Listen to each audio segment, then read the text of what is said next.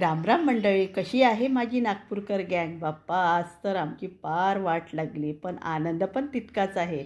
तब्बल 29 तासांचा प्रवास करून आम्ही पोहोचलो आहोत तामिळनाडूच्या ऐतिहासिक मदुराई शहरात. ट्रेनचा प्रवास, गप्पा गोष्टी आणि खिडकीबाहेरची ती सुंदर दृश्य थकवा तर आहे, पण मीनाक्षी अम्माच्या दर्शनाची ओढ त्याहून जास्त आहे. मीनाक्षी मंदिर दर्शन आणि हे पहा विलोभनीय मदुराईचं मीनाक्षी अम्मान मंदिर. इथले ते उंच गोपूर आणि त्यावरची कलाकुसर पाहून डोळ्याचं पारणं फिटलं. मंदिराच्या आत पाऊल टाकताच जो शांतपणा मिळतो ना, तो 29 तासाच्या प्रवासाचा सगळा शीण घालवून देतो. काय ती शिल्पकला आणि काय तो इतिहास.